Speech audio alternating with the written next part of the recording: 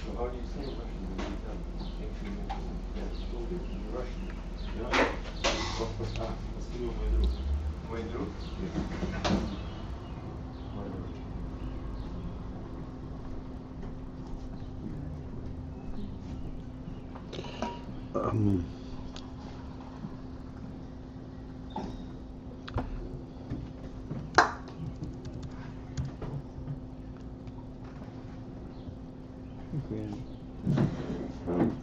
We're in the middle. I believe I would start from this mimer, not in the beginning, from the Lahavin Bir Hadvarim. Yeah. Okay, we'll go back a little bit. On Chov Beis, Lahavin Bir Hadvarim. How many lines? Second paragraph. Second paragraph. Yeah.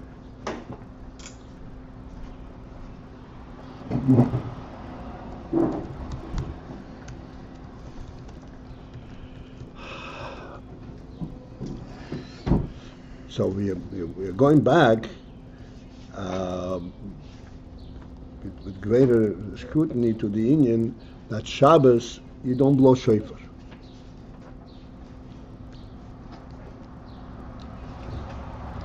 And the initial explanation is because Shabbos itself is mamsheh the yom that the shofar is mamsheh. Having biur hadvarim hanal. To further understand this in the gam lahavin, and furthermore we need to understand an additional point. The fact that the psukim of shofars, we have to say gam kishachal b'Shabbos. Also, when the Rosh Hashanah comes out on Shabbos, dim heyois, for although the kiyah shofar ain't sonim b'Shabbos. Now the blowing of the shofar itself we don't need on Shabbos, as we explained in the previous mimer. But nevertheless, psukim shofars, shebetoira, the psukim that talk about the shofars, that from the Torah, tzrichim loimer b'Shabbos gamkin, we have to say on Shabbos also. So what remains if we are mamshich all the inyanim of shofars, b'tat shofar, because of Shabbos? So why do you need to say the psukim shofars? Yesh lahagdim tchila. You have to first introduce a different subject completely. Masha Kosov, what it says in the Pasuk, Nase Odom B'Tzalmeinu Kidmuseinu. In the creation of Odom, Hashem said, "Let us make Odom B'Tzalmeinu Kidmuseinu, in our tzelem and in our demus." Tzelem means in our form, and demus means in our likeness.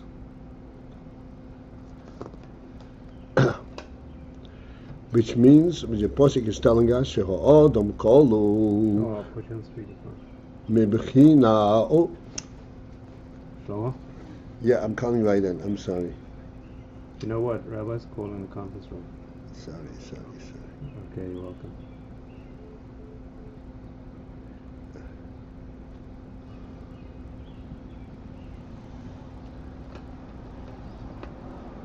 Welcome to IDT Connect. Please enter your conference ID followed by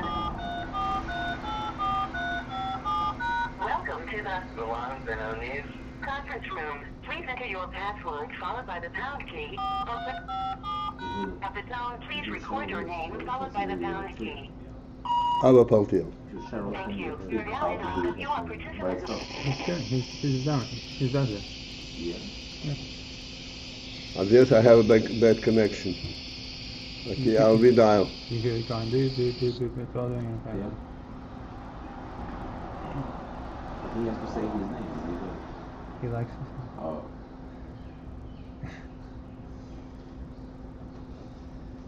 I learned it from him. Say your name? No. Tradition. Have the phone put it. There's like a button you can press and go up. You put in the thing.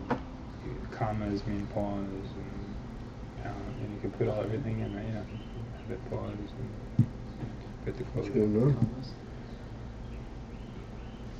Try to use this.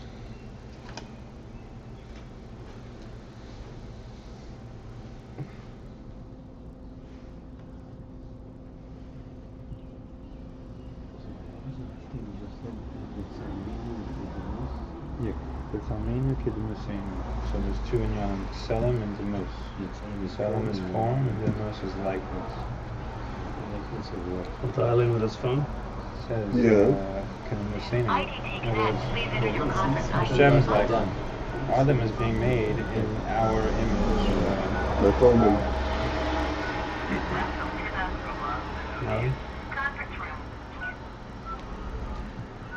At the tone, thank you. You are now entering the conference room. To exit the conference room, press **.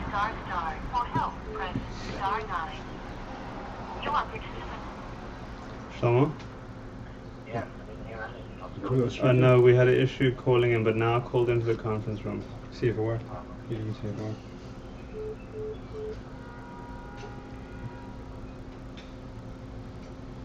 It works. You're on. I am on it, right? Yeah. Wait, come down. Right. Take yourself off. Shlomo? I guess he's calling in. All right. Sure.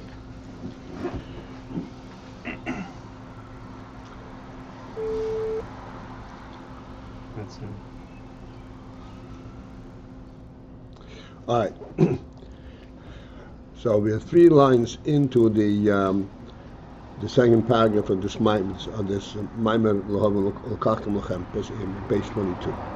V'yesh l'hagdim tchila ma shekosov na'as odom b'tzalmein k'musayim. They have to first discuss what it says in Posuk that Odom was made b'tzalmein k'musayim. Odom kolu mibchina selam u'demus. That Odom incorporates 2 aspects. Selam and Demus. Selam means a form, and Demus means a likeness.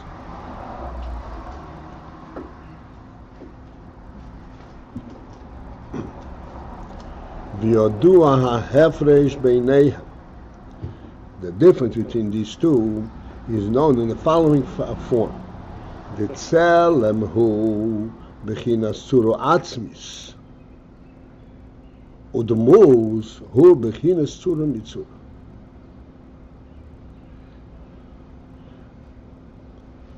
The first principle to understand, get into this, is what we've been discussing all the time.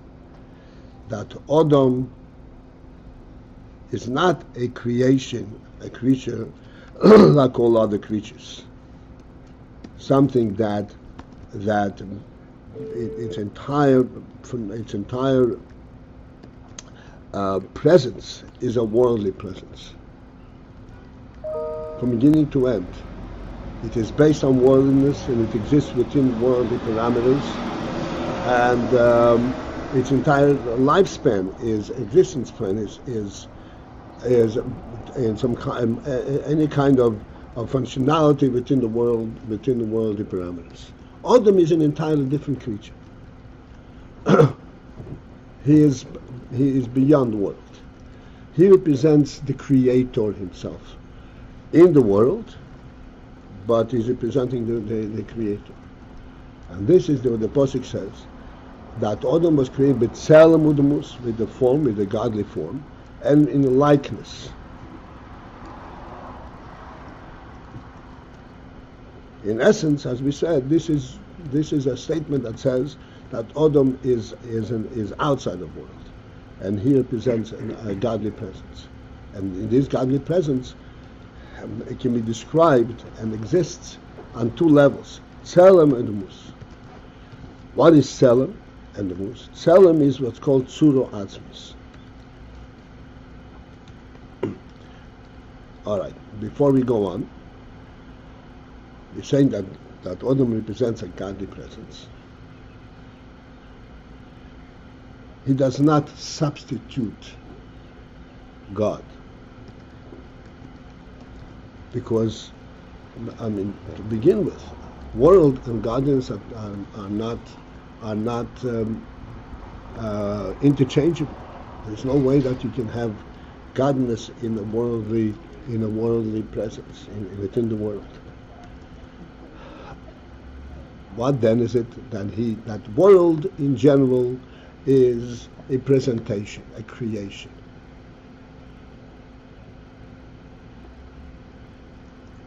So therefore, when we say that there is a godly presence in the world, it means a presentation of godliness. And this presentation of godliness is described in two forms, which is essentially two levels, Tzura and Demus,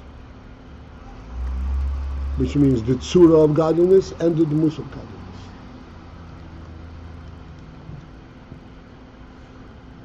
Surah seems very strong, meaning the form. Tzura means the form. Form of godliness sounds almost, the likeness, Demus sounds okay, but the form of godliness in the world? Okay, Yaina has an objection. Not objection, just We accept that. interesting. No, that's.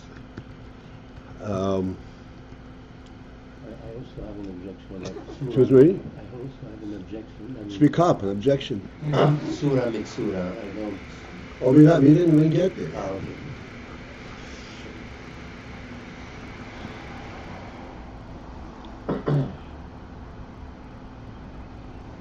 So the first thing we have to understand that when we're talking about a creation in the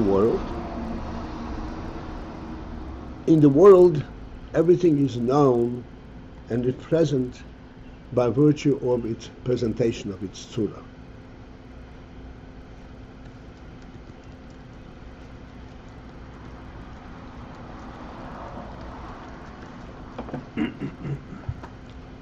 To start with, once we are going a second time, might as well go a little bit further into this.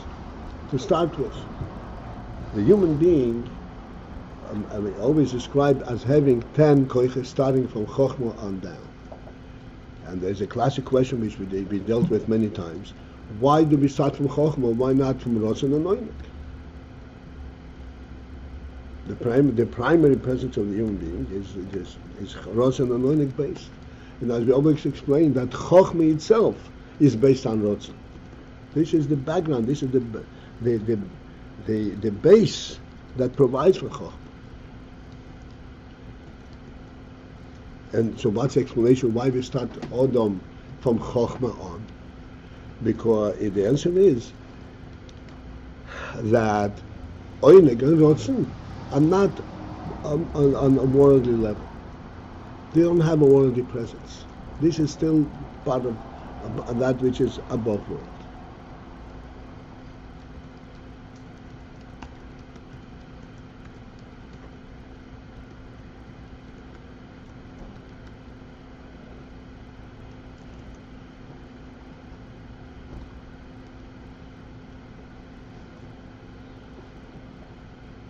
It is not a worldly experience, Oynek and Rotzen.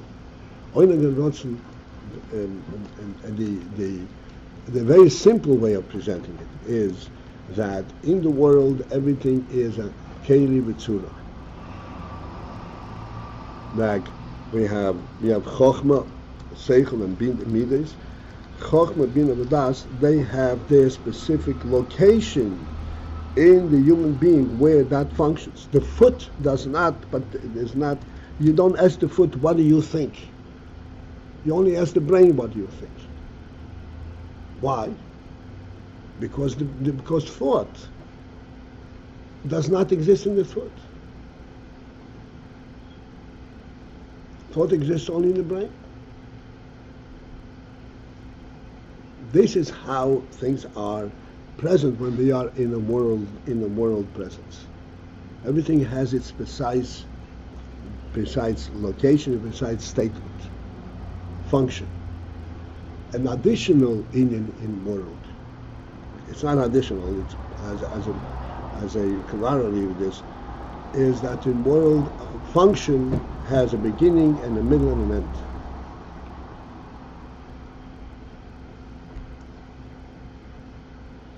If you're going something, you decide to go someplace, and it begins at a certain point and it ends at a certain point. There's no constancy in the world. Something that's constant is not a worldly phenomenon. Rosen and Noinag, on the other hand, number one, they're absolutely constant.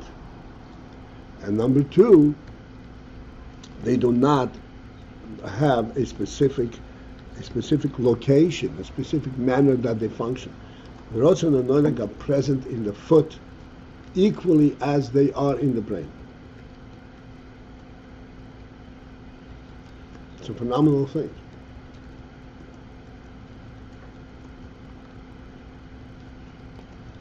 This Rosen and Noinag, this is what totally and perfectly unites the entire human being. That when a person decides to go someplace, the foot does not need to be told to walk. The foot is directly aware of that Rotzen.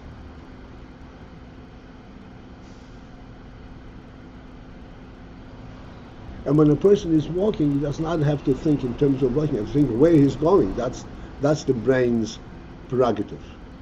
Where you going? What's your direction? But the function itself is something which the foot has on its own, because the Rotzen is mispashet in the foot.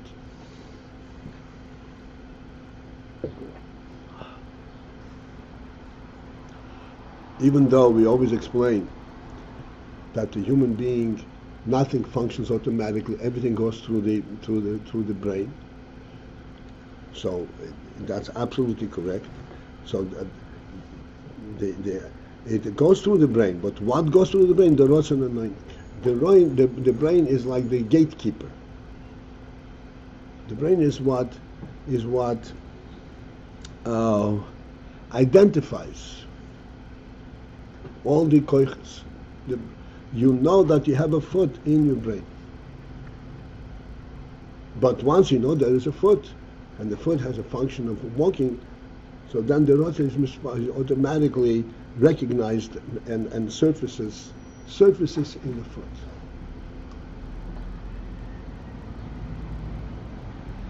This is why we always explain there's a phenomenal difference between saying something as a result of intellect surfaces or something that's created as a result of intellect.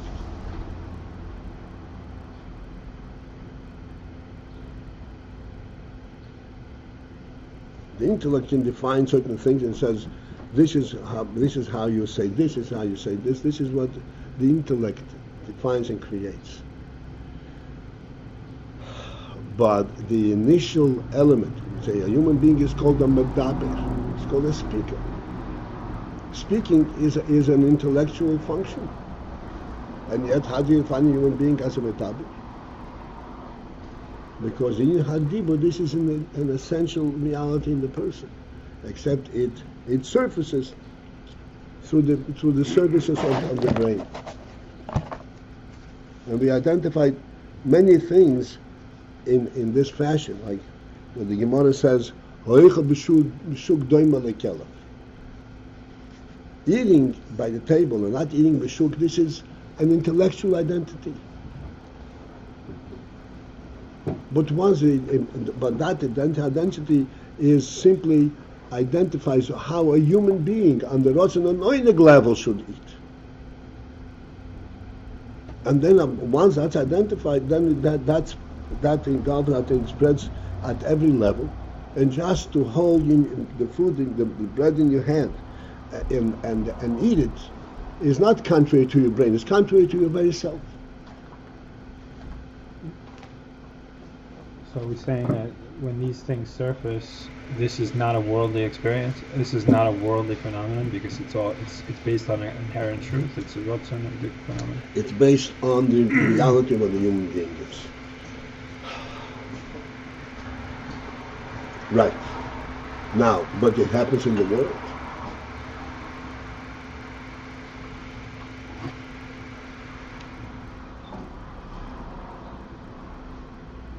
This is the important point to understand the phenomenal difference between viewing the world from a creational perspective or from a developmental perspective. The creational perspective says no matter what happens in the world, ultimately it represents a godly presence. It is the godly plan to create, and this is how he was created. The godly plan itself is godly. That remains godly, even though he exists in the world. There is no worldly explanation why you have to eat in a certain way.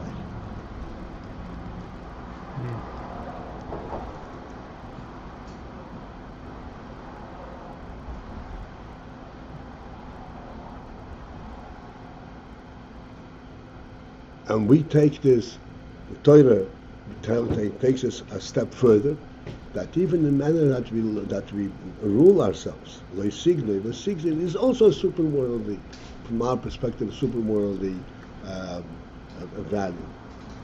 But that's much further in.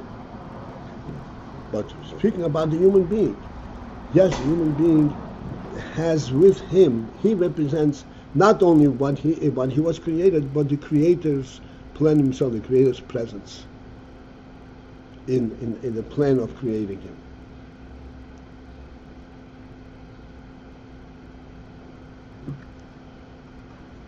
So that the primary factors of a human being, that we say Odom Shein Beis and Odom Reichel B'Shukr and all aspects of a human that define and say this is a human way of doing things. This is the Creator's imprint. There is no worldly explanation for it. So in animals, there never surfaces this kind of inherent truth. It's only they're purely on the functional level. In other words, it's only a human phenomenon that we have this godly presence that's being. That's correct. That's correct. As we always make this statement, life is a godly phenomenon. Right? There's no worldly explanation for life. So how does that fit with this statement? The answer is that in the animal, life affects only that it's a living body. Primarily, he is body. But the body is given a life quality, so that he, like I say, he can get injured and heal, or he can maintain the bodily presence much longer than a body would survive on its own. He revives and he keeps it fresh, he keeps it alive. But what does he keep alive? The bodily presence does not have an independent spiritual significance, life significance. The body does not exist in order that the life should be there. The body exists so they know that the body should be there. Human being is entirely different. As we always say, human being is life in a body. The primary statement, the primary presence of the human being is life. How do I understand things? On what level? How do I view things? I view things from the perspective of life. What does life say about this? Not what does body say about this. Except I'm able to identify, to view even the physical world from that perspective. This is life in the body. Like we say, 1 and 1 is not 2 ones, but it's 2. That's not a worldly thing. That's not a bodily thing. From a bodily perspective, they're 2 ones.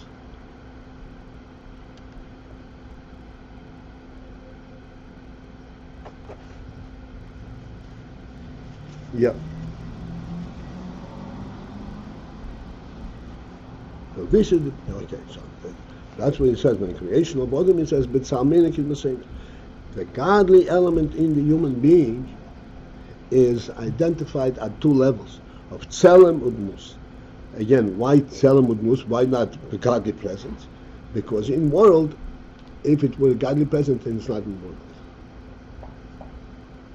This is a creation in the world. How is he able to function and to affect and to identify worldly objects? It is because the godliness in him is in a form of godliness and in the likeness of godliness, but not the godliness itself.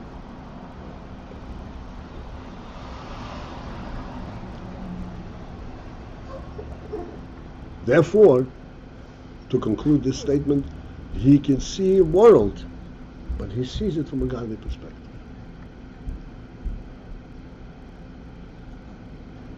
Like the famous story when we spoke about this, that the Rebbe Rashab was not well as a young boch, and what was his illness?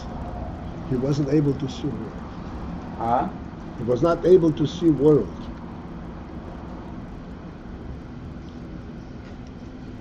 He wasn't able to see world. And the Maharash would come in to see him. Then he was able to see world. What world? The Rebbe's stick, the Maharash cane, staff, he was able to see. Brought him back into the world. He was able to see that on the worldly level. Because once you go into the Shoma, you can't see world. This is what happens, by Nodav Abihu. Kiloy HaNefesh. Nefesh itself doesn't understand world.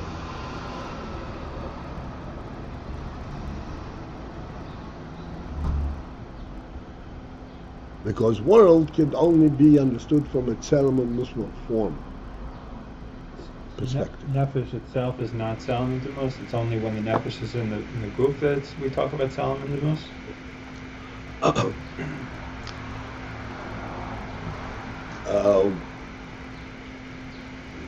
Right. Well, this is Madregas. Nefesh, there is Nefesh, Ruach, Neshama, Chaya, and Yechida. And then on top of that, there is Etzem HaNefesh. Etzem HaNefesh is not really a creation. Chilek HaLakami Ma'al Mamash. This is when you say that Oinig and Rotzen is not really part of the world.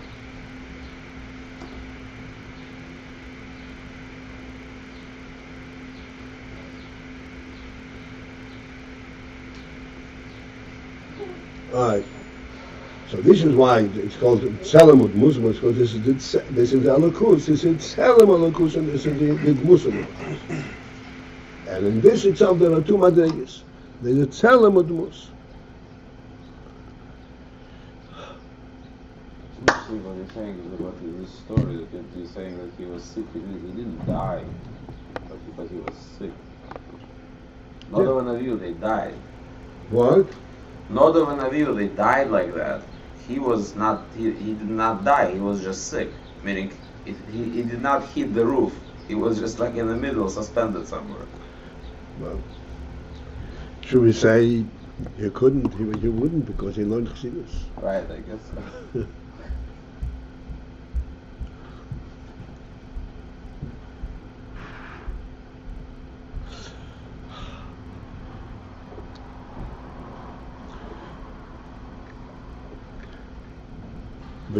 Okay. The difference between these two references of Tzelem and Mus, which seem to be saying the similar thing. Tzelem means a form, and Mus means a likeness. Both form and likeness refer to something that is externally identifiable. That's mean form and likeness. Internally, one doesn't need a form, one doesn't need a likeness. So therefore, you're talking about something that is externally identifiable. If it's externally identifiable, it's not the essence. So what's the difference between Tzura and Mus? So he says, the difference is the Tzelem hu bechinas Tzura atzmus, the Mus hu bechinas Tzura mitzvah.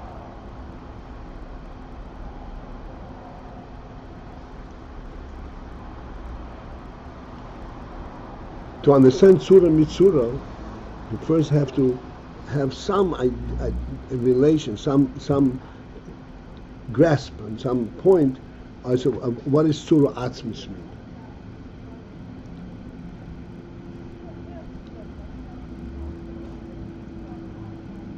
we have to be very brief and we just food for thought. An interesting phenomenon. We all understand that nefesh and guf are what's called shulei b'yarech. They're not in the same realm. Nefesh is mislabish in the guf, but nefesh and guf are not in the same realm at all.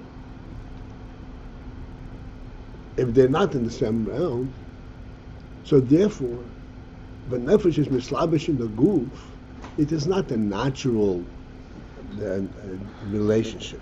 It belongs that nefesh identifies guf and says, "Oh yeah, I can talk to you," and guf identifies nefesh. I can understand what you're saying. No, nefesh is mislabish in the guf. To put it very simply, intellect is a nefesh phenomenon, and we sense the intellect in our brain. And to the extent that the brain actually experiences this intellect. But does physical brain become intellectual? Or is it the nefesh that's within the brain? It is the nefesh that's within the brain, except it's mislabish in the brain to the extent that it understands only that which only the brain can have access to, the physical aspect. But essentially, it is a nefesh phenomenon, only in your intellect. Like we said, the intellect is based on rotzen and noinik. It's a nefesh experience. But if this is a nefesh experience, it's not a physical experience. So what difference does it make then? What kind of body the nefesh is mislabish? Why can't the nefesh be mislabish in any body? Lahavdil in an animal body, or even in anybody, in a tree. And we say no. This is nefesh ha'odom, and it needs a body that's suitable for this nefesh. What kind of suitability is there? They're in two different worlds, two different realms. The nefesh is mislabish in the body. This is with its tzelem, and this is a tzelem odom, and therefore it has to have a specific thing. And now we'll interrupt for davening. Okay. When we say the sun has That to be nefesh, what? do we say the sun has a nefesh? No. Sun. Sun has a nefesh, not nefesh odom. And the problem. Yeah. We're talking about nefesh odom.